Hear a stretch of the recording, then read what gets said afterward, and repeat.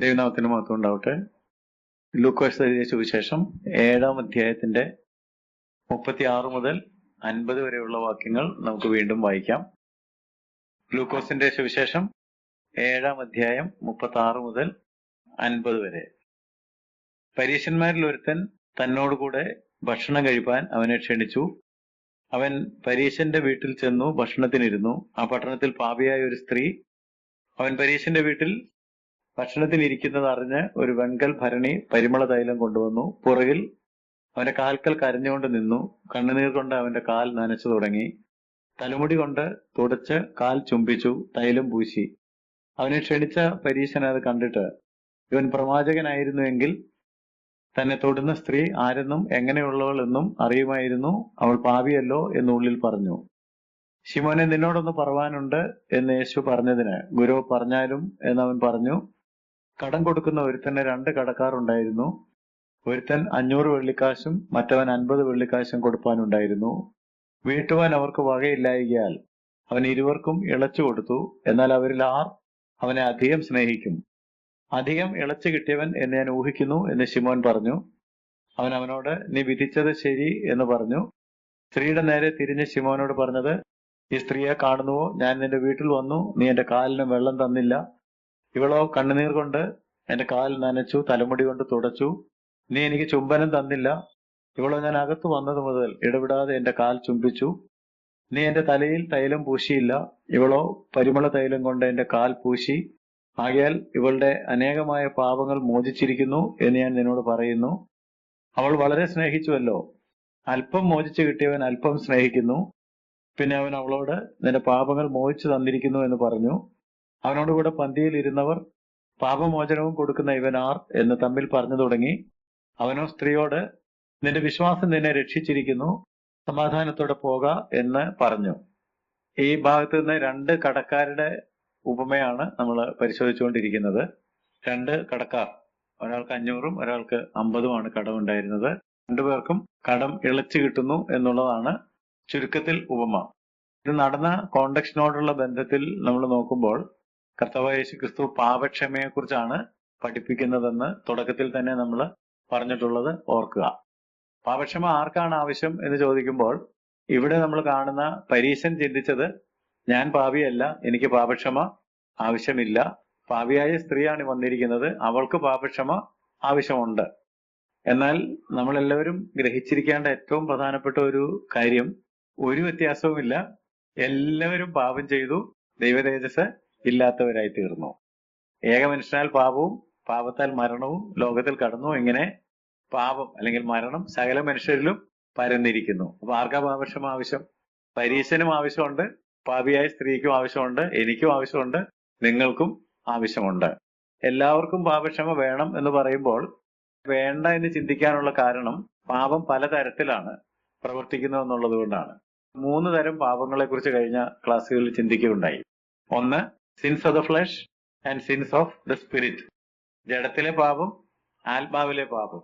പ്രത്യക്ഷത്തിൽ പ്രകടമായിട്ട് കാണാൻ കഴിയുന്നത് ജഡത്തിലെ പാപങ്ങളാണ്. അതുകൊണ്ടാണ് ഈ പാപിയായ സ്ത്രീയെ നോക്കിയപ്പോൾ ഇവൾ ജഡം കൊണ്ട് പാപം ചെയ്തേച്ചാണ് വന്നിരിക്കുന്നത്, എല്ലാവർക്കും അറിയാം.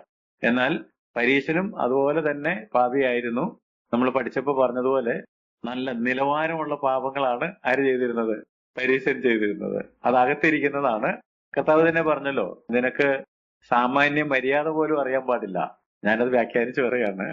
ഞാൻ നിന്റെ വീട്ടിൽ വന്നപ്പോൾ നീ എനിക്ക് ചെയ്തു തരേണ്ടതായ സാമാന്യ കാര്യങ്ങൾ പോലും ചെയ്തു തരാതിരുന്നപ്പോൾ അത് ശരിയാണോ ശിമോനെ എന്നാ ചോദിക്കുന്നത്. അപ്പം ഉള്ളിൽ അതൊന്നും ചെയ്തു കൊടുക്കാൻ ഇവൻ യോഗ്യനല്ല. പക്ഷെ നമ്മുടെ വീട്ടിൽ വരുന്ന ഏതൊരാൾക്കും, അതിഥിയായിട്ട് വരുന്ന ഏതൊരാൾക്കും ഇത് ചെയ്യേണ്ടതാണ്. വിളിച്ചു വരുത്തിയിട്ട് ചെയ്യാതെ ഇരുന്നപ്പോൾ മനസ്സിലൊരു അഹംഭാവം, ഒരു ഉന്നത ഭാവം ഇരിപ്പുണ്ട്. അത് ജഡത്തിലെ പാപത്തെക്കാൾ കഠിനമായിട്ടുള്ള പാപമാണ്.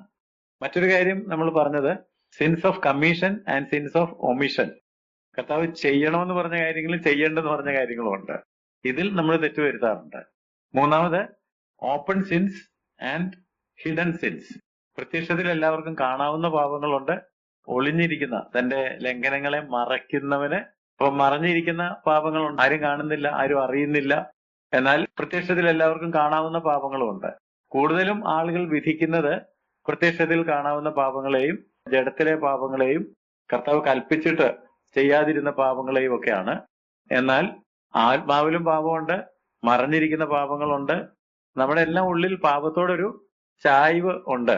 അപ്പൊ എല്ലാവർക്കും പാപക്ഷമ വേണം എന്ന കാര്യമാണ് കഴിഞ്ഞ 1-2 ക്ലാസ്സുകളിലായിട്ട് നാം ചിന്തിച്ചുകൊണ്ടിരുന്നത്. രണ്ടാമതായിട്ട് പാപക്ഷമയെ കുറിച്ച് അറിഞ്ഞിരിക്കേണ്ടത് എന്താണെന്ന് ചോദിച്ചാൽ, ഈ പാപക്ഷമ ദൈവത്തിന്റെ കൃപയുടെ ഒരു ദാനമാണ്. കാരണം ഈ പാപം ക്ഷമിച്ച് കിട്ടും എന്ന് പറഞ്ഞാൽ അത് അങ്ങോട്ട് ഉൾക്കൊള്ളാൻ പല ആളുകൾക്കും കഴിയത്തില്ല. പാപക്ഷമ എന്ന് പറയുന്നത് നമുക്ക് ദൈവം തരുമോ? പാപിനിയായ സ്ത്രീ ചെയ്തതുപോലെയൊക്കെയുള്ള പാപങ്ങൾ ചെയ്തിട്ട് കർത്താവിന്റെ അടുക്കൽ ചെന്നാൽ ക്ഷമ കിട്ടുമോ, ദൈവം ക്ഷമിക്കുമോ എന്ന് ചോദിച്ചാൽ തീർച്ചയായിട്ടും ക്ഷമിക്കും. അപ്പൊ forgiveness is the gracious gift of God. ദൈവത്തിന്റെ കൃപയുടെ ഒരു ദാനമാണ് പാപക്ഷമ എന്ന് പറയുന്നത്. ദൈവത്തിൽ നിന്ന് ലഭിക്കാവുന്ന ഏറ്റവും വലിയ ദാനങ്ങളിൽ ഒന്ന്. ഇതിന് വരുന്ന ചെലവാ നോക്കേണ്ടത്. ഒരു പാപിയെ രക്ഷിക്കുന്നതിന് ദൈവം മനുഷ്യനായി അവതരിച്ച്, അല്ലെങ്കിൽ തന്റെ ഏകജാതനായ പുത്രനെ അയച്ച് അവൻ നമുക്ക് എല്ലാവർക്കും പകരം കാൽവറിയിൽ മരിക്കുവാൻ ഇടയായി.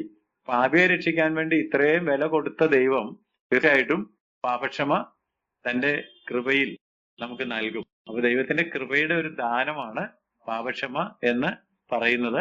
അതുകൊണ്ട് തന്നെ അത് ഏറ്റവും വലിയ അത്ഭുതവുമാണ്. ഏറ്റവും വലിയ അത്ഭുതം രക്ഷയാണ്, അല്ലെങ്കിൽ പാപക്ഷമയാണ്.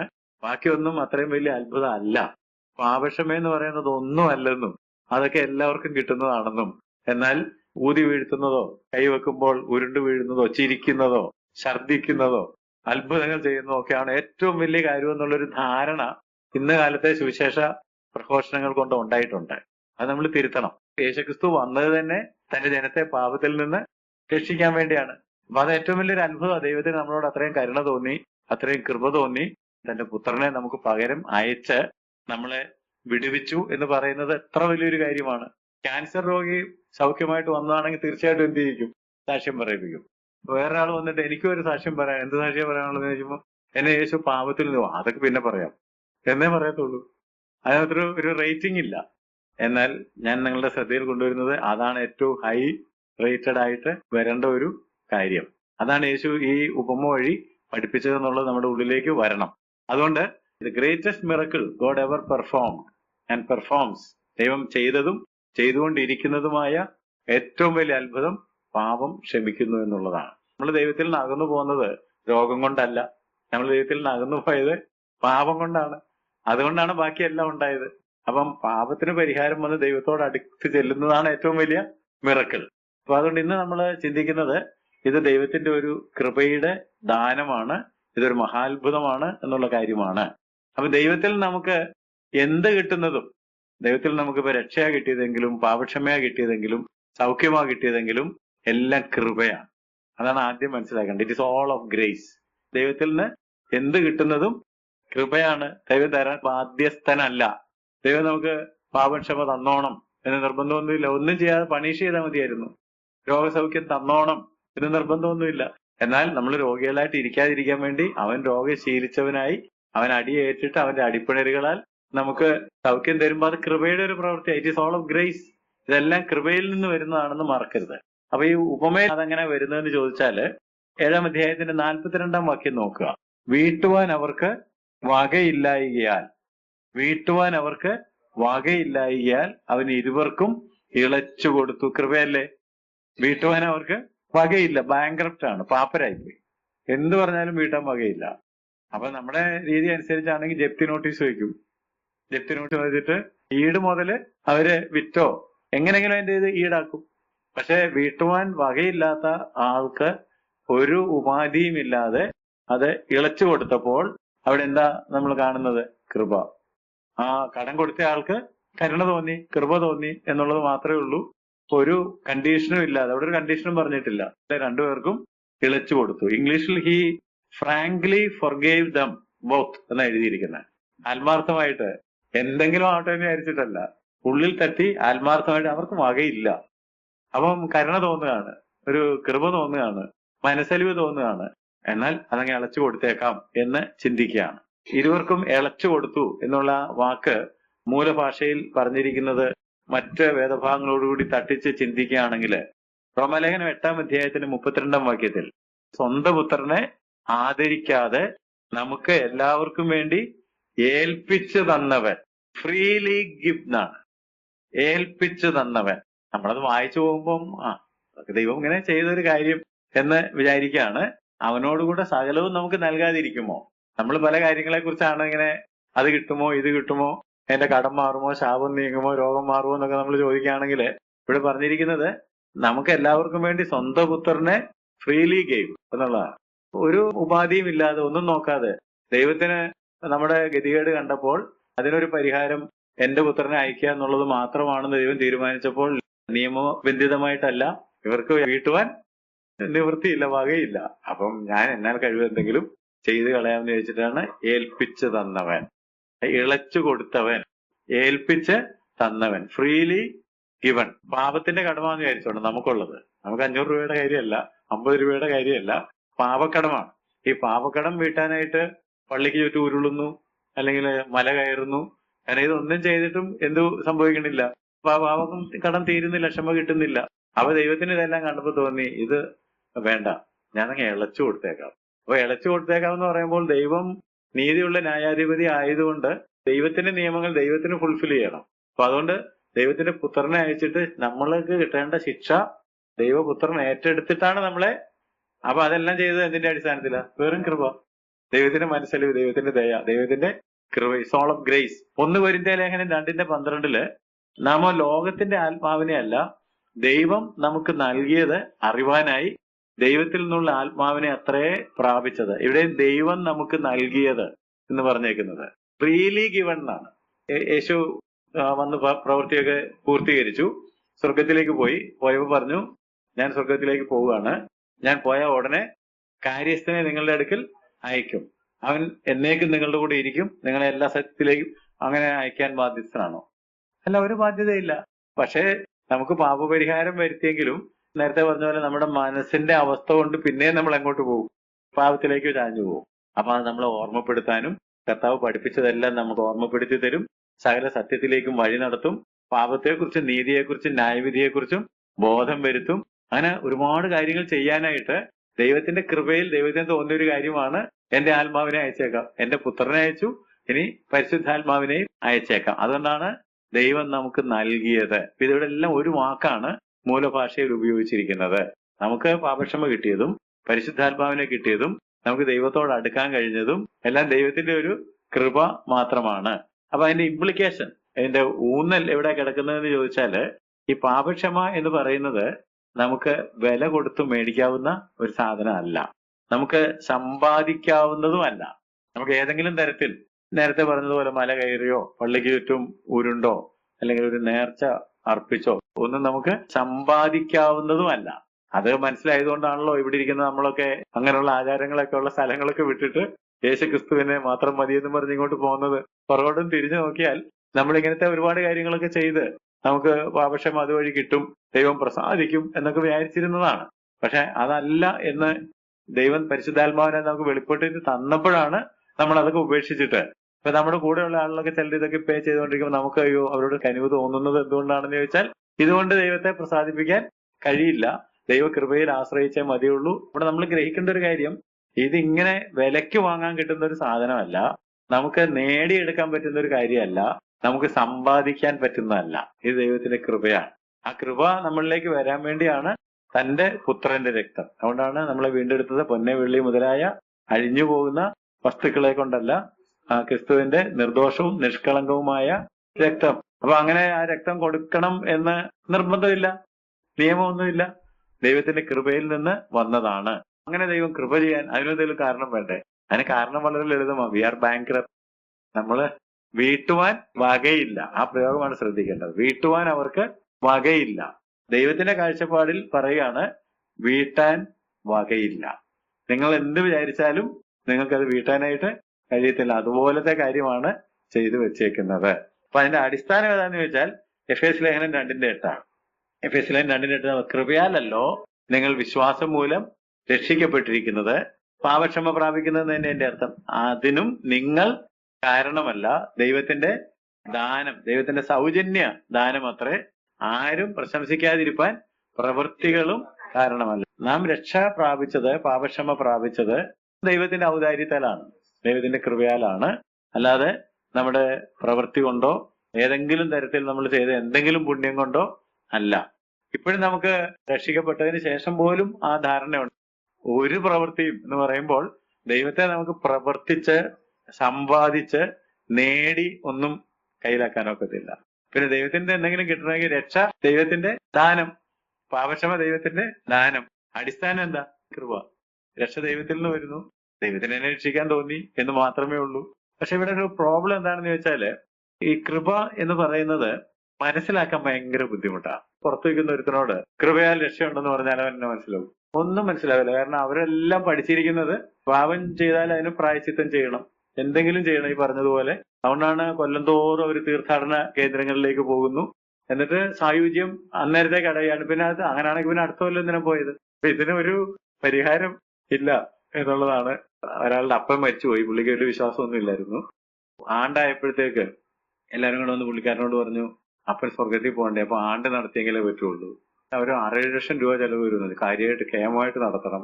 പുള്ളി എത്ര ലക്ഷം ആയാലും കുഴപ്പമില്ല, എന്റെ അപ്പൻ സ്വർഗത്തിൽ പോയിരിക്കണം, നിർബന്ധമാണെന്ന് പറഞ്ഞു. സംഗതി അടിപൊളിയായിട്ട് നടത്തി. പിറ്റേ കൊല്ലമായപ്പോ വീണ്ടും പറഞ്ഞു, അപ്പൻ സ്വർഗത്തിൽ പോയി അവിടെ ഇരിക്കണ്ടേ, ഈ കൊല്ലം എന്ത് നടത്തണം? പുള്ളി വന്നവന്റെ തോങ്ങാക്കി പിടിച്ചിട്ട് കഴിഞ്ഞ കൊല്ലം കയറ്റിയാണല്ലോ, ആരുടെ ഇറക്കിയെന്ന് ചോദിച്ചു. അപ്പൊ അങ്ങനെ ചിന്തിക്കുന്നവരും ഉണ്ട്. ഇങ്ങനെ ഒന്നും നമുക്ക് ദൈവത്തിന്റെ പാപക്ഷമ നേടാൻ കഴിയത്തില്ല. ജീവിച്ചിരിക്കുമ്പോഴോ മരിച്ചതിന് ശേഷമോ ഇങ്ങനെയുള്ള അഭ്യാസങ്ങൾ കൊണ്ടൊന്നും പാപക്ഷമ വരുന്നില്ല. അപ്പോഴാണ് നമ്മൾ എന്ന് പറയുന്നത്, ഇതൊന്നും ചെയ്യേണ്ട കാര്യമില്ലായിരുന്നു, ദൈവം പാപം എങ്ങനെ ക്ഷമിക്കും? കൃപയാൽ. അപ്പൊ അവർക്ക് എന്തൊന്നേ കൃപ. നമുക്കായിരുന്നു എല്ലാം സ്റ്റേജിൽ മനസ്സിലാകുമോ? ഒന്നും മനസ്സിലാകുകയില്ല. അപ്പൊ ഇനി പരീക്ഷനെ കുറിച്ച് ചിന്തിക്കാം. ഇവിടെ പരീക്ഷനും പാപിയായ സ്ത്രീയുമാണ് ഉള്ളത്. ആ പരീക്ഷന്റെ മുമ്പിലാണ് ഈ സ്ത്രീ നിൽക്കുന്നത്. പരീക്ഷന്റെ മതചിന്ത എന്ന് പറയുന്നത്, പരീക്ഷന്റെ ഉള്ളിൽ ഇരിക്കുന്നതെന്ന് പറയുന്നത്, ഞാൻ ചില കാര്യങ്ങളൊക്കെ ചെയ്യണം. അതുകൊണ്ടാണല്ലോ ഗിരിപ്രഭാഷണത്തിൽ യേശു പ്രാർത്ഥിക്കുമ്പോൾ നിങ്ങൾ ആളെ കാണിക്കണ്ട, ഭിക്ഷ കൊടുക്കുമ്പോൾ ആരും കാണണ്ട, ഉപവസിക്കുമ്പോൾ ആരും അറിയണ്ട. അപ്പൊ അവിടെ എന്താ മനസ്സിലാക്കേണ്ടത്? ഇവര് പ്രാർത്ഥിക്കുമ്പോഴും 4 പേര് അറിയണം, ഭിക്ഷ കൊടുക്കുമ്പോഴും നമുക്ക് വേണ്ടത്. കാരണം ദാനം കൊടുത്താൽ ഫ്രണ്ട് പേജിൽ തന്നെ നമ്മുടെ പേര് അടിച്ചു വന്നിരിക്കണം എന്നുള്ളത്. ഈ പരീശൻ ചിന്തിച്ചു വെച്ചിരിക്കുന്നത് എന്തെങ്കിലുമൊക്കെ ചെയ്തെങ്കിൽ മാത്രമേ ദൈവം പ്രസാദിക്കുകയുള്ളൂ. അതുകൊണ്ടാണ് പതാരം കൊടുക്കുന്നു, ഉപവസിക്കുന്നു, പ്രാർത്ഥിക്കുന്നു, ദാനധർമ്മങ്ങൾ ചെയ്യുന്നു. എങ്ങനെ പ്രാർത്ഥിക്കരുത്, എങ്ങനെ ഉപവസിക്കരുത്, എങ്ങനെ ദാനം കൊടുക്കരുത് എന്ന് യേശു പഠിപ്പിച്ചു. അത് നമ്മൾ പഠിക്കണം. എങ്ങനെ പ്രാർത്ഥിക്കണമെന്നല്ല, എങ്ങനെ പ്രാർത്ഥിക്കരുത്, എങ്ങനെ ഉപവസിക്കണമെന്നും എങ്ങനെ ഉപവസിക്കരുതെന്നും പഠിക്കണം. എങ്ങനെ സ്വർഗത്തിൽ നിക്ഷേപം സ്വരൂപിക്കണമെന്നും എങ്ങനെ സ്വർഗത്തിൽ നിക്ഷേപം സ്വരൂപിക്കാൻ പറ്റത്തില്ലെന്നും പഠിക്കണം. ഇത് മനസ്സിലാക്കാൻ ഏറ്റവും നല്ലത് കഴിഞ്ഞ ക്ലാസ്സിൽ നമ്മൾ റെഫർ ചെയ്ത വേറൊരു ഉപമയാണ്. ലൂക്കോസ് 18-ാം അധ്യായത്തില് 2 പേര് പ്രാർത്ഥിക്കാൻ പോയത്, അല്ലെങ്കിൽ താൻ നീതിമാനെന്ന് ഉറച്ച് മറ്റവനെ ധിക്കരിച്ച പരീശനെയും ചുങ്കക്കാരനെയും കർത്താവ് പറഞ്ഞ ഒരു ഉപമയുണ്ടല്ലോ. 18-ന്റെ 11, 12 വായിക്കുകയാണെങ്കിൽ തന്റെ നല്ല സ്വഭാവത്തെ കുറിച്ച് ഊറ്റം കൊള്ളുന്ന ഒരു പരീക്ഷനെയാണ് നമ്മൾ അവിടെ കാണുന്നത്.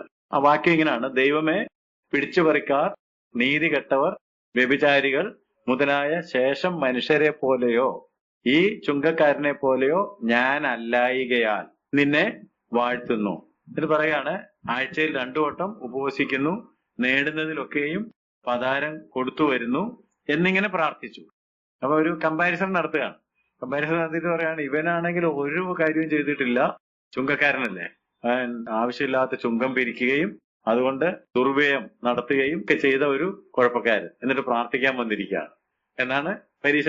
ഞാനാണ് ഇങ്ങനത്തെ യാതൊരു കുഴപ്പങ്ങളും ചെയ്യുന്നില്ല. ഉപവസിക്കുന്നതാണെങ്കിൽ ഇതിനു മുമ്പ് പറഞ്ഞതൊക്കെ നിങ്ങൾ ഓർക്കണം. യഹൂദന് വർഷത്തിൽ ഒരിക്കലും ഉപവസിച്ചാൽ മതി, പാപപരിഹാര ദിവസം. പക്ഷെ അവര് അതിന്റെ ഒരു ആക്കം കൂട്ടാൻ വേണ്ടിയാണ് ആഴ്ചയിൽ 2 വട്ടം ആക്കിയത്.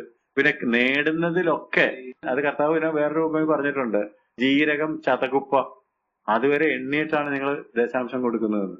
ഇതിലൊന്നും വിട്ടുവീഴ്ചയില്ല. കടുക് ഒരെണ്ണം കുറയാൻ പാടില്ല, ജീരകം ഒരെണ്ണം കുറയാൻ പാടില്ല. ഇത്ര കൃത്യമായിട്ട് ചെയ്തുകൊണ്ടിരിക്കുന്ന ഞാൻ. അപ്പൊ ഇതിൽ ആർക്കാ കൃപ വേണ്ടത്? പരീശന് ഒരു കൃപയും വേണ്ട. ഈ ശിമോൻ എന്ന് പറയുന്ന പരീശന് ഒരു കൃപയും ആവശ്യമില്ല. ഞാനെല്ലാം കൃത്യമായിട്ടാ ചെയ്യുന്നതിന് പോരെങ്കിൽ ഇപ്പൊ യേശുവിനെ വിളിച്ച് ഊണ് കൊടുക്കുകയാണ്. അതിനിടയ്ക്കല്ലേ ഈ പാപിയായ സ്ത്രീ കയറി വന്നേക്കുന്നു. എന്നിട്ട് യേശുവിന്റെ കാലെ തൊടുന്നു, ചുംബിക്കുന്നു. ഇവൻ പ്രവാചകനായിരുന്നെങ്കിൽ ഈ തൊടുന്ന സ്ത്രീ ആരാണെന്ന് അറിയില്ലായിരുന്നോ? അപ്പൊ അവള് കൃപയെ അന്വേഷിക്കുന്നത്. പക്ഷെ ഇദ്ദേഹം അന്വേഷിക്കുന്നത് തന്റെ പ്രവൃത്തി കൊണ്ട് സമ്പാദിക്കാൻ ദൈവത്തിന്റെ പ്രസാദം. യേശുവിനെ വിളിച്ചു, ഊണ് കൊടുത്തു, അത്രയും നല്ലൊരു ചെലവായി. അതിനിടയ്ക്ക് ഇത് കൃപയെ ന്യായിച്ചുകൊണ്ട് ഒരാൾ വന്നിരിക്കുന്നത്. പരീശന്റെ മതം അല്ലെങ്കിൽ മിക്കവാറും മതങ്ങളെല്ലാം പഠിപ്പിക്കുന്നത് കൃപയല്ല. നമ്മൾ തന്നെ സുവിശേഷം പറയാൻ ചെല്ലു പറയല്ലോ, അങ്ങനെ ഒന്നും ചെയ്യാത്ത രക്ഷ എനിക്ക് വേണ്ട, ഞാൻ എന്തെങ്കിലുമൊക്കെ ചെയ്യണം, എനിക്ക് അല്ലെങ്കിൽ ഒരു തൃപ്തി ഇല്ലെന്നാ പറയുന്നത്. അപ്പൊ അവിടെയാണ് ഈ കൃപ, സോൾ ഓഫ് ഗ്രേസ്, എല്ലാം കൃപയാലാണെന്ന് പറയുമ്പോൾ ഈ കൃപ എന്ന് പറയുന്ന ആശയം, ദ കൺസെപ്റ്റ് ഓഫ് ഗ്രേസ്, ഇന്നും ഗ്രഹിക്കാൻ പ്രയാസമാണ്. പരീക്ഷന് പ്രയാസമായിരുന്നു, ഇന്ന് കാലഘട്ടത്തിലും കൃപ എന്ന് പറയുന്നത് ഗ്രഹിക്കാൻ ഭയങ്കര ബുദ്ധിമുട്ടാണ്. ഒന്നുമില്ലാതെ ദൈവം അങ്ങ് ക്ഷമിക്കൂ എന്ന് പറഞ്ഞാൽ അങ്ങനെ ക്ഷമിക്കുവോ? കാരണം മതങ്ങളെല്ലാം നമ്മളെ പഠിപ്പിച്ചു വെച്ചേക്കുന്നത് എന്തെങ്കിലും ചെയ്യണം, പാപപരിഹാരത്തിനായിട്ട് എന്തെങ്കിലും ഒന്ന് ചെയ്യണമെന്നുള്ളതാണ്. കുറഞ്ഞ വർഷം 10 പിള്ളേർക്ക് ഊണ് കൊടുക്കാൻ, അതിന് 10 പേരുടെ മുടി വെട്ടി കൊടുക്കുക, 10 പേരെ കുളിപ്പിക്കുക, അതിന് ഞാൻ പാപം ചെയ്തു, അതിന് പകരം ഒരു പരിഹാരക്രിയ.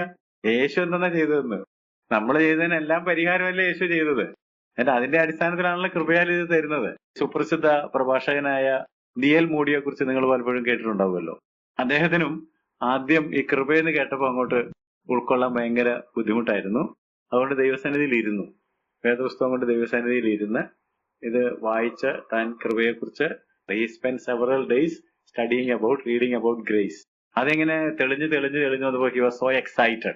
ഇതെന്താണെന്ന് മനസ്സിലായി വന്നപ്പോഴത്തേക്ക് അദ്ദേഹത്തിന് ആവേശം അങ്ങോട്ട് കയറി. ആവേശം കയറിയിട്ട് നമ്മളൊരു ശാസ്ത്രജ്ഞൻ യുറേക്ക എന്നും പറഞ്ഞ് ചാടിപ്പോയതൊക്കെ കേട്ടിട്ടുണ്ടാവുമല്ലോ.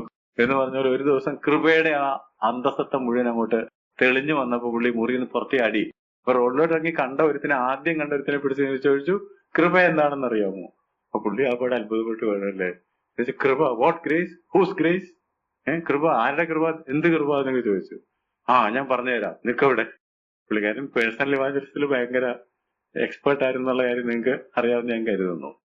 ഒരു ദിവസം ഒരാളോടെങ്കിലും സുവിശേഷം പറയാതെ ഉറങ്ങാത്ത ആളായിരുന്നു.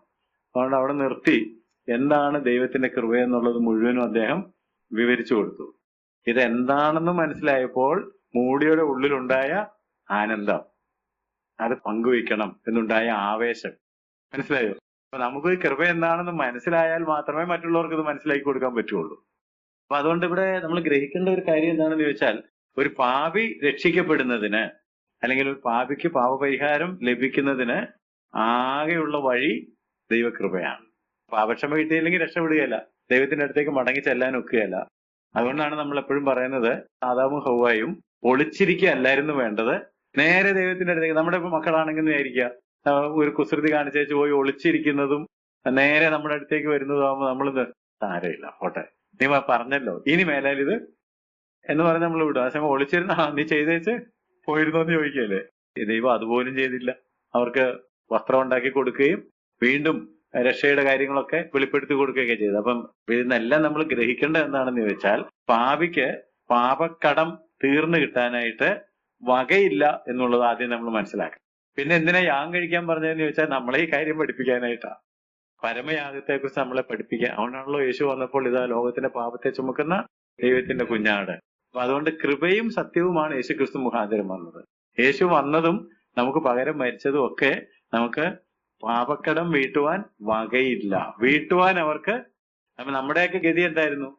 വീട്ടുവാൻ വകയില്ലായിരുന്നു. പൗലോസ് കൊണ്ട് പറഞ്ഞു, ആ പാപികളിൽ ഞാൻ ഒന്നാമൻ, എന്റെ വീട്ടുവാൻ വകയില്ലായിരുന്നു.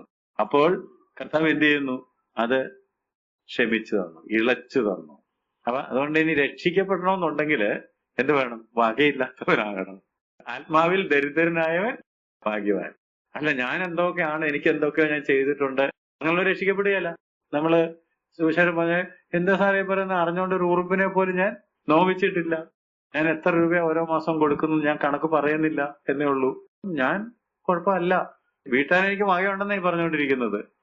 ഒരു വാക്യം വായിക്കുന്നത് നല്ലതാണ്. റോമാലേഖനം 11-ാം അധ്യായത്തിന്റെ 32-ാം വാക്യം. യഹൂദന്മാർക്ക് മനസ്സിലാകാൻ വേണ്ടി പൗലോസ് എക്സ്പ്ലെയിൻ ചെയ്തപ്പോ ഇങ്ങനെ പറഞ്ഞു, ദൈവം എല്ലാവരോടും കരുണ ചെയ്യേണ്ടതിന് എല്ലാവരെയും അനുസരണക്കേടിൽ അടച്ചു കളഞ്ഞു. മനസ്സിലായി? ആദാം അനുസരണക്കേട് ചെയ്തു, അതിങ്ങനെ എല്ലാവരും അനുസരണം കെട്ടവരായിക്കോട്ടെ എന്ന് ദൈവം വിചാരിച്ചത് എന്തിനാണ്?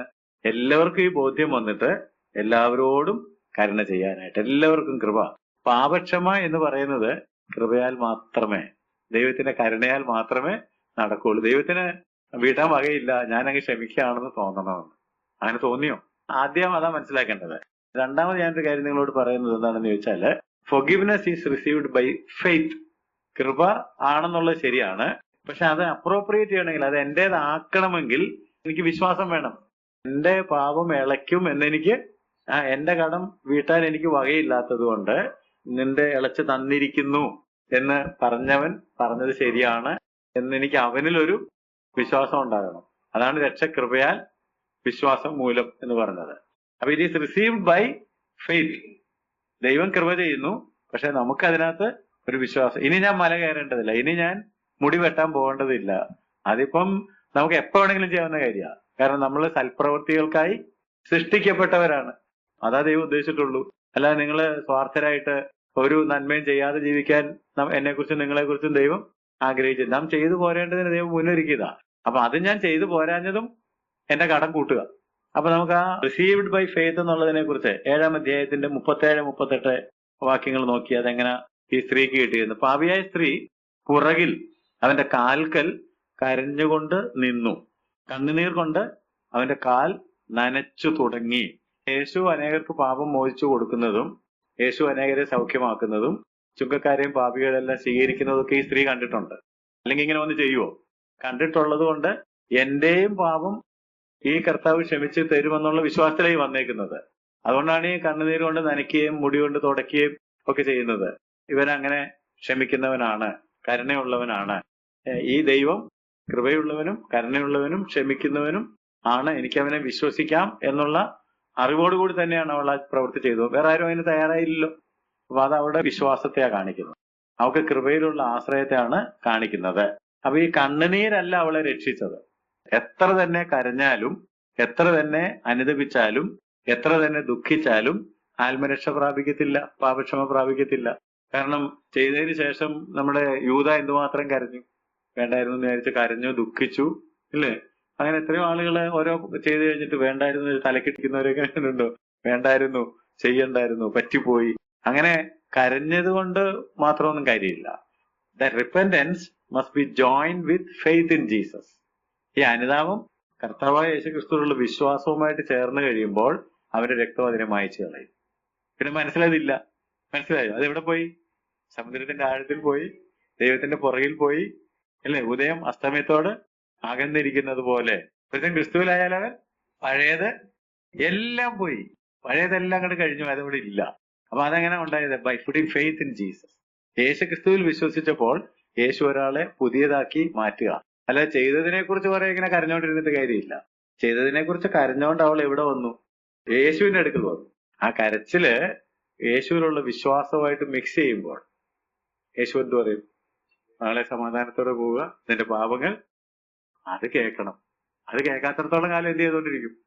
പിന്നെയും കരഞ്ഞോണ്ടിരിക്കും. ഷേക്സ്പിയറിന്റെ മാക്ബത്തില് കയ്യിലുള്ള രക്തക്കറ സമുദ്രത്തിലെ ജലം മുഴുവൻ ഉണ്ടെങ്കിലും കഴുകിക്കളയാൻ പറ്റുകയായിരുന്നു. പക്ഷെ യേശുവിന്റെ രക്തത്തിന് കഴുകിക്കളയാൻ പറ്റും? എന്തെല്ലാം വിചാരിച്ചാലും മാറാത്ത കറയും യേശുവിന്റെ രക്തത്താൽ മാറിപ്പോകും. അല്ലെങ്കിൽ യേശുവിന്റെ അടുത്ത് വന്ന് യേശുവിനുള്ള ആ വിശ്വാസം നമ്മൾ അർപ്പിച്ചു കഴിയുമ്പോഴത്തേക്ക് പിന്നെ അതിനെക്കുറിച്ച് കരഞ്ഞോണ്ടിരിക്കുകയല്ല, പിന്നെ സന്തോഷമാണ് നമ്മുടെ ഉള്ളിലേക്ക് വരുന്നത്, പിന്നെ ആനന്ദമാണ് വരുന്നത്. വേറെ തരത്തിൽ പറഞ്ഞാൽ മാനസാന്തരവും യേശുക്രിസ്തുവിലുള്ള വിശ്വാസവും കൂടെ ചേരുമ്പോഴാണ് രക്ഷയുണ്ടാകുന്നത്. മാനസാന്തരം അനുതാപത്തിൽ നിന്നാണല്ലോ വരുന്നത്. അനുതപിച്ച് മാനസാന്തരപ്പെടുക. ന്യൂ ഇയർ ഡേയിൽ എല്ലാവർക്കും അനുതപിച്ച ഒരു മാനസാന്തരമുണ്ട്. യേശുവിൽ വിശ്വാസം ഉണ്ടാകുന്നില്ലെന്ന് മാത്രമേ ഉള്ളൂ. പുതിയ പുതിയ തീരുമാനങ്ങൾ മിക്കവാറും ആളുകളൊക്കെ എടുക്കും, ഗൗരവമായിട്ട് ജീവിക്കുന്നവരൊക്കെ എടുക്കും. പക്ഷെ അത് പിന്നെയും പെട്ടെന്ന് പോവുകയും അത് വീണ്ടും അടുത്ത കൊല്ലം ചെയ്യുകയും ചെയ്യേണ്ടി വന്നു കഴിഞ്ഞാൽ അവരെ അതിനെ എന്തിനോട് ചേർത്തില്ല? യേശു ക്രിസ്തുവിലുള്ള വിശ്വാസത്തിലേക്ക് കൊണ്ടുവന്നില്ല. വെറും ദുഃഖം, വെറും അനുതാപം. അതിന് വെറും ദുഃഖവും അനുതാപമായിട്ട് ഇരിക്കുകയാണെന്നുണ്ടെങ്കിൽ കൂടുതൽ കുറ്റബോധം ഉണ്ടാവും, കൂടുതൽ ശിക്ഷയും കൂടുതൽ ന്യായവിധിയെ കുറിച്ചുള്ള ബോധവും മാത്രം. അതിൽ നിന്നൊരു ഡെലിവറൻസ് നമുക്ക് വേണ്ടേ? അത് യേശു ക്രിസ്തുവിലുള്ള വിശ്വാസത്താൽ മാത്രമേ നമുക്ക് ലഭിക്കുകയുള്ളൂ. അപ്പൊ ഞാൻ പറഞ്ഞു വരുന്നതിന്റെ ചുരുക്കം, 4 സുവിശേഷങ്ങളുണ്ട്. ഈ 4 സുവിശേഷങ്ങളിലും സംഭവങ്ങൾ ഇങ്ങനെ അവിടെ ഇവിടെയൊക്കെ ആയിട്ടാ കിടക്കുന്നത്. നമുക്ക് വായിക്കുമ്പോൾ മത്തായി പറഞ്ഞ പോലല്ലോ മർക്കോസ്, മർക്കോസ് പറഞ്ഞ പോലല്ലോ ലൂക്കോസ്, യോഹന്നാൻ വേറെ ഒരെണ്ണാണല്ലോ പറഞ്ഞു. ഇതൊക്കെ എപ്പോഴാണ് സംഭവിച്ചത്? പഠന പുസ്തകങ്ങൾ നോക്കിയാൽ ഹാർമണി ഓഫ് ദ ഗോസ്പൽസ് എന്ന് പറഞ്ഞൊരു സാധനമുണ്ട്. സുവിശേഷങ്ങളിൽ ഓരോന്നും എപ്പോഴാണ് സംഭവിച്ചത്. ഇപ്പം മത്തായി, മർക്കോസ്, ലൂക്കോസ്, യോഹന്നാൻ 4 കോളം കാണും. ഓരോ സംഭവങ്ങളും ഏത് ക്രമത്തിലാണ് ഉണ്ടായെന്നുള്ളത് അതിനകത്ത് ഇങ്ങനെ പറഞ്ഞു പോകുന്നുണ്ട്. അപ്പൊ അങ്ങനെ നിങ്ങൾ എടുത്തൊന്ന് പഠിക്കുകയാണെങ്കിൽ പരീശന്റെ വീട്ടിൽ പാപിയായ സ്ത്രീ വന്ന ആ സംഭവത്തിന് തൊട്ടു മുമ്പിൽ ഉണ്ടായതാണ് മത്തായി 11-ാം അധ്യായത്തിന്റെ 28 മുതൽ 30 വരെയുള്ള വാക്യങ്ങൾ. എന്താണത്? അധ്വാനിക്കുന്നവരും ഭാരം ചുമക്കുന്നവരുമായുള്ളവരെ എല്ലാവരും എന്റെ അടുക്കൽ വരുവീൻ, ഞാൻ നിങ്ങളെ ആശ്വസിപ്പിക്കും. ഞാൻ സൗമ്യതയും താഴ്മയുമുള്ളവനാകിയാൽ എന്റെ മുഖം ഏറ്റുകൊണ്ട് എന്നോട് പഠിപ്പീൻ, എന്നാൽ നിങ്ങളുടെ ആത്മാക്കൾക്ക് ആശ്വാസം കണ്ടെത്തും. എന്റെ മുഖം മൃദുവും എന്റെ ചുമട് ലഘുവും ആകുന്നു. ഈ പാപിയായ സ്ത്രീ പ്രസംഗം കേട്ട ആളായിരിക്കാൻ എല്ലാ സാധ്യതയുമുണ്ട്. അല്ലെങ്കിൽ ഇത്ര ധൈര്യമായിട്ട് വരികയല്ല. ഞാൻ പറഞ്ഞത് മനസ്സിലായോ? കൃപയോടുകൂടിയ ഈ വാക്കുകൾ വായിക്കാന്ന് പറഞ്ഞാല് കായികമായിട്ട് മാത്രമല്ല, മാനസികമായിട്ടും ഒരു ടെൻഷൻ. ഞാനിങ്ങനെ ഒരു വ്യഭിചാര കർമ്മത്തിലായി പോയല്ലോ, ഒരു പാപിനിയായ സ്ത്രീ ആയി പോയല്ലോ, എനിക്കിതിൽ നിന്നൊരു മോചനം. അപ്പോഴാണ് പറയുന്നത്, അധ്വാനിക്കുന്നവരും ഭാരം ചുമക്കുന്നവരും എന്റെ അടുക്കൽ വരട്ടെ, ഞാൻ നിങ്ങളെ ആശ്വസിപ്പിക്കും. എന്റെ ചുമട് പരീശന്മാര് വെച്ച് തന്നതുപോലത്തെ ആർക്കും ചുമക്കാൻ കഴിയാത്ത അങ്ങനത്തെ ഒരെണ്ണം അല്ല ഞാൻ നിങ്ങൾക്ക് തരാൻ പോകുന്നത്. ലഘുവാണ്, മൃദുവാണ്. കം എന്ന് യേശു വിളിച്ചപ്പോൾ ആ വിളി കേട്ട ഒരാളാണ് ഈ പാപിയായ സ്ത്രീ. അപ്പൊ ആ കേൾവിയുടെ അടിസ്ഥാനത്തിൽ യേശുവിലുള്ള വിശ്വാസവുമായിട്ടാണ് പരീശന്റെ വീട്ടിലെ സദ്യയിലേക്ക് ധൈര്യമായിട്ട് ആ ഭക്ഷണമുറിയിൽ അവൾ പ്രവേശിച്ചത്. അപ്പൊ ഈ പ്രവേശിക്കുന്നതിന് മുമ്പ് തന്നെ അവള് രക്ഷിക്കപ്പെട്ടിട്ടുണ്ട്. അവൾക്ക് പാപക്ഷമ കിട്ടിയിട്ടുണ്ട്. കാരണം യേശു പറഞ്ഞത് അവൾ കേട്ടു, കൃപയോടുകൂടിയ വാക്കുകൾ കേട്ടു, യേശുവിൽ വിശ്വാസം ഉണ്ടായി, അവൾക്ക് ആ പാപക്ഷമ കിട്ടിയിട്ടുണ്ട്. അതിന്റെ ധൈര്യത്തില്, അതിന്റെ സന്തോഷത്തിലും സ്നേഹത്തിലും ഒക്കെയാണ് ഈ കാര്യം ചെയ്യാനായിട്ട് ഇങ്ങോട്ട് കയറി വന്നേക്കുന്നത്. അല്ലാതെ ഈ പരീശൻ പറഞ്ഞതുപോലെ ഇവള് പാപിയാണ് എന്നിട്ട് യേശുവിനെ വലയിലാക്കാനൊന്നും വന്നതല്ല. അവർ ധനിയില പറഞ്ഞത്, തൊടുന്നത് ആരാണെന്ന് അറിഞ്ഞിരുന്നെങ്കിൽ എന്നൊക്കെ പറഞ്ഞപ്പോ ഇപ്പൊ ഇവനെയും അവനും അത് മനസ്സിലാവുന്നില്ല. അല്ല, 48 വാക്യത്തിൽ എന്താ പറഞ്ഞിരിക്കുന്നത്? 7:48. യേശുവിന്റെ വാക്കുകൾ ശ്രദ്ധിക്കുക. നിന്റെ പാപങ്ങൾ മോചിച്ചു തന്നിരിക്കുന്നു എന്ന് പറഞ്ഞു. Your sins are forgiven. അതിന്റെ അർത്ഥം എന്താണെന്ന് ചോദിച്ചാല്, ഇവിടെ ഉപയോഗിച്ചിരിക്കുന്ന ക്രിയാപദത്തിന്റെ അർത്ഥം they have been forgiven, they are forgiven and they stand forgiven. നിന്റെ അനേകമായ പാപങ്ങൾ മോചിച്ചു തന്നിരിക്കുന്നു, അവ മോചിക്കപ്പെട്ടു തന്നെ ഇരിക്കും, ഇനി ഒരിക്കലും അത് തിരികെ പോവുകയുമില്ല. നിന്റെ പാപങ്ങളെല്ലാം എന്നേക്കുമായിട്ട് മോചിച്ച് ക്ഷമിച്ച് തന്നിരിക്കുന്നു. ഇപ്പൊ അതുകൊണ്ട് പരിശുദ്ധിയായിട്ടാണ് ഈ സ്ത്രീ വന്നേക്കുന്നത്. പക്ഷെ പരീശൻ അത് ബോധ്യപ്പെട്ടിട്ടില്ല. അതുകൊണ്ട് പരീശന്റെ ദൃഷ്ടിയിൽ ഇവളിപ്പോഴും പാപിയാണ്. 50 വാക്യത്തില് 7:50 യേശു, നിന്റെ വിശ്വാസം നിന്നെ രക്ഷിച്ചിരിക്കുന്നു. എന്ത് വിശ്വാസം? യേശുവിലുള്ള വിശ്വാസം. സമാധാനത്തോടെ പോകാം എന്നാ പറഞ്ഞത്. 47 നോക്കുക. ഇവളുടെ അനേകമായ പാപങ്ങൾ മോചിച്ചു തന്നിരിക്കുന്നു. അവൾ വളരെ സ്നേഹിച്ചുവല്ലോ, അല്പം മോചിച്ചു കിട്ടിയവൻ അല്പം സ്നേഹിക്കുന്നു. അപ്പൊ ഇവിടെ ഒരു ചെറിയ കുഴപ്പം കിടപ്പുണ്ട്, ഒരു തെറ്റിദ്ധാരണ. ആ തെറ്റിദ്ധാരണയെ കൂടെ തിരുത്തണം. അതായത് കൂടുതൽ സ്നേഹിച്ചത് കൊണ്ടാണ് കൂടുതൽ ക്ഷമിച്ചത്, കൂടുതൽ സ്നേഹിക്കാത്തവർക്കൊന്നും ക്ഷമയില്ല എന്നൊരു. ഇവിടെ ആരുടെ സ്നേഹ? ദൈവം നമ്മളെ സ്നേഹിച്ചു, ഇവള് കൂടുതൽ സ്നേഹിച്ചത് കൊണ്ടാണ്. അല്ല, ഇവക്ക് ക്ഷമിച്ച് കിട്ടിയത് കൊണ്ടാണ് ഇപ്പൊ കൂടുതൽ സ്നേഹം വന്നേക്കുന്നത്. സ്നേഹമല്ല അവളെ രക്ഷിച്ചത്, വിശ്വാസമാണ് അവളെ രക്ഷിച്ചത്. അവളെ രക്ഷിച്ചത് കൃപയും വിശ്വാസവും. കൃപയും വിശ്വാസവും അവളെ രക്ഷിച്ച് കഴിഞ്ഞപ്പോൾ അവർക്ക് സ്നേഹം ഉണ്ടായെന്നാണ്. പക്ഷെ നമുക്ക് പെട്ടെന്ന് വായിക്കുമ്പോൾ ഉണ്ടാകുന്ന ഒരു ഇംപ്രഷൻ എന്താണെന്ന് ചോദിച്ചാല്, സ്നേഹമാണ് അവളെ രക്ഷിച്ചത്. ആണോ? അല്ല അല്ല, വിശ്വാസമാണ് രക്ഷിച്ചത്, കൃപയാണ് രക്ഷിച്ചത്. കൃപയാൽ വിശ്വാസം മൂലം മാത്രമേ രക്ഷ ഉണ്ടാകുന്നുള്ളൂ എന്ന് അറിഞ്ഞിരിക്കണം. ദൈവത്തിന്റെ കൃപ ഇവളിൽ വ്യാപരിച്ചു. നമുക്കത് മനസ്സിലായി. കാരണം ആ അധ്വാനിക്കുന്ന ഭാരം ചുമക്കുന്ന പ്രസംഗം കേട്ടപ്പോ എന്നോട് ദൈവത്തിന് എന്തുണ്ടെന്ന് മനസ്സിലായി. കൃപയുണ്ട്, സ്നേഹമുണ്ട്, എന്നെ തള്ളിക്കളഞ്ഞിട്ടില്ല, എന്റെ അടുത്തേക്ക് മോഹൻ കർത്താവ് വിളിക്കുകയല്ലേ. അപ്പോൾ അവളുടെ ഉള്ളിലുണ്ടായ പരിശുദ്ധാത്മാവ് നൽകിയ വിശ്വാസം അവൾ യേശുവിൽ അർപ്പിച്ചത് കൊണ്ടാണ് അടുത്ത ധൈര്യമായിട്ട് വന്ന് കണ്ണുനീരുകൊണ്ട് നനയ്ക്കാനും മുടി കൊണ്ട് തുടയ്ക്കാനും തൈലം പൂശാനും ഒക്കെയുള്ള ധൈര്യം അവൾക്ക് കിട്ടിയത്. കർത്താവ് നമ്മളെ ഇങ്ങനെ ക്ഷണിച്ചുകൊണ്ടിരിക്കുക എന്നുള്ള കാര്യം ഓർക്കണം എപ്പോഴും. യഹോവയായ ദൈവം സൂര്യന്റെ ഉദയം മുതൽ അസ്തമാനം വരെയും ലോകത്തെ നമ്മളെ ഓരോരുത്തരെയും വിളിച്ചുകൊണ്ടിരിക്കുകയാണ്. ദൈവം ക്ഷണിച്ചുകൊണ്ടിരിക്കുകയാണ് യേശുവിൽ വിശ്വസിച്ച് പാപക്ഷമ അനുഭവിക്കുവാൻ. എന്നാൽ നമ്മൾ വിശ്വസിക്കണം, യേശുവിൽ വിശ്വസിക്കണം. ഈ വചനം നമുക്ക് നൽകുന്ന ഉറപ്പതാണ്.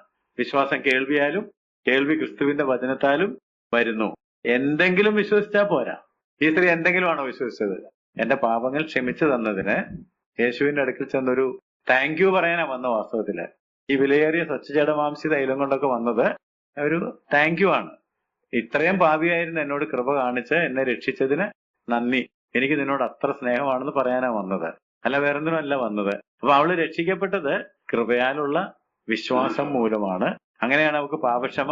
നഷ്ടപ്പെട്ട ഏതൊരു പാപിയും രക്ഷിക്കപ്പെടണമെന്നുണ്ടെങ്കിൽ യേശു ക്രിസ്തുവിൽ വിശ്വസിക്കണം, ദൈവകൃപ വ്യാപരിക്കണം. വിശ്വാസമുണ്ട് എന്ന് മാത്രം പറഞ്ഞതുകൊണ്ട് കാര്യമില്ല. കാരണം പലർക്കും പലതിനാണ് വിശ്വാസം. എന്തെങ്കിലുമൊക്കെ വിശ്വസിച്ചാൽ മതിയോ? പോരാ. അതുകൊണ്ടാണ് നാം രക്ഷിക്കപ്പെടുവാൻ ആകാശത്തിന് കീഴിൽ മനുഷ്യരിൽ നൽകപ്പെട്ട ഒരു നാമവും ഇല്ല. അപ്പൊ നമുക്കൊക്കെ അങ്ങോട്ടും ഇങ്ങോട്ടും വിശ്വാസമുണ്ട്. വർക്കിസാറിന്റെ ഭയങ്കര വിശ്വാസം, അതുകൊണ്ട് വർക്കിസാറിന്റെ സഭയിൽ വരികയാണ്. രക്ഷിക്കപ്പെടുവോ? വർക്കിസാറുമായിട്ട് സ്നേഹത്തിലാകാം, സാറിന്റെ പ്രസംഗം കേൾക്കാം, പക്ഷെ രക്ഷിക്കുന്നത് വർക്കിസാറല്ല, രക്ഷിക്കുന്നത് യേശുക്രിസ്തു മാത്രമാണ്. വിശ്വാസത്തിലുള്ള വിശ്വാസവുമല്ല, ഒരാളിലുള്ള വിശ്വാസവുമല്ല, കുറച്ച് കൂടുതൽ സ്നേഹവുമല്ല, യേശുക്രിസ്തുവിൽ. ആ വാക്യം വളരെ പ്രധാനപ്പെട്ടതാണ്. കൃപയാൽ വിശ്വാസം മൂലമാണ് രക്ഷ. ആരും പ്രശംസിക്കാതിരിക്കാൻ കാരണമല്ല, ഇതെല്ലാം ദൈവത്തിന്റെ ദാനമാണ്. അപ്പൊ നമ്മള് ഈ അനുഭവത്തിലാണെങ്കിൽ അതൊന്നുകൂടെ കണ്ടെത്താനും ഇതിലൊന്ന് സന്തോഷിക്കുവാനും, ഇത് മറ്റുള്ളവരോട് മൂടി ചെയ്തതുപോലെ കിട്ടുന്ന ഒരാളെ പിടിച്ചു നിർത്തിയിട്ട് കൃപ എന്താണെന്ന് അറിയാമോ, വിശ്വാസം എന്താണെന്ന് അറിയാമോ, എങ്ങനെ പാപക്ഷമ ലഭിക്കുമെന്ന് അറിയാമോ എന്നൊക്കെ ആരോട് ചോദിക്കണമെങ്കിൽ നമുക്ക് എന്താ കിട്ടിയെന്നുള്ളതിന്റെ ഒരു ഉറപ്പ് നമുക്ക് വേണ്ടേ. അപ്പൊ ഇനി ഒരു കാര്യം കൂടി ഇതിനകത്ത് പറയാനുള്ളത് അടുത്ത ക്ലാസ്സിൽ പഠിക്കാം. അപ്പം എല്ലാം കൃപയാലാണ്, എല്ലാം വിശ്വാസത്താലാണ്. കൃപയാൽ വിശ്വാസം മൂലം നമ്മൾ രക്ഷയിലേക്ക് പാപക്ഷമയിലേക്ക് വന്നാൽ യേശുവാണ് പറഞ്ഞതെങ്കിൽ ഉറപ്പുള്ള കാര്യവുമാണ്. അതുകൊണ്ട് ഈ 3 കാര്യമാണ്. കൃപയാലാണ്, വിശ്വാസത്താലാണ്, അത് ഉറപ്പുള്ള കാര്യവുമാണ്. പ്രാർത്ഥിക്കാം. കർത്താവേ, സ്വർഗ്ഗസ്ഥപിതാവേ, അവിടെ ഞങ്ങൾക്ക് തരുന്ന ഈ പാപക്ഷമ എന്ന വലിയ കർത്താവേ സമ്മാനത്തിനായിട്ട് നന്ദിയോടെ സ്തോത്രം ചെയ്യുന്നു. ഞങ്ങൾക്ക് എല്ലാവർക്കും പാപക്ഷമ വേണമെന്ന് ഞങ്ങൾ അറിയുന്നു. അങ്ങോട്ടും ഇങ്ങോട്ടും കുറ്റം പറയുന്നവരായിട്ടല്ല, വിധിക്കുന്നവരായിട്ടല്ല. കർത്താവ്, നിന്റെ മുമ്പിൽ ഞങ്ങളെല്ലാം വീട്ടുവാൻ വകയില്ലാത്തവരാണ്. എന്നാൽ സൗജന്യമായിട്ട് ഞങ്ങളുടെ അവസ്ഥ കണ്ട് ഞങ്ങൾക്ക് ഇളച്ചു തന്നു ഓർത്ത് നന്ദിയോടെ സ്തോത്രം. ഞങ്ങൾക്ക് ഇങ്ങനെ ഇളച്ചു തന്ന നിന്നെ ഞങ്ങൾ വിശ്വസിക്കുന്നു കർത്താവേ. ഞങ്ങൾ നിന്നെ സ്നേഹിക്കുന്നു. ഇത് ഉറപ്പുള്ള കാര്യമാണ് ഞങ്ങൾ അറിയുന്നത് കർത്താവേ. അതുകൊണ്ട് അതിൽ സന്തോഷിക്കുവാനും ഈ സന്തോഷം മറ്റുള്ളവരുമായിട്ട് പങ്കുവെക്കുവാനും ഞങ്ങളെ ഓരോരുത്തരെയും പ്രാപ്തരാക്കണമെന്ന് പ്രാർത്ഥിക്കുന്നു. യേശുക്രിസ്തുവിന്റെ നാമത്തിൽ പ്രാർത്ഥന കേൾക്കണമേ. ആമേൻ.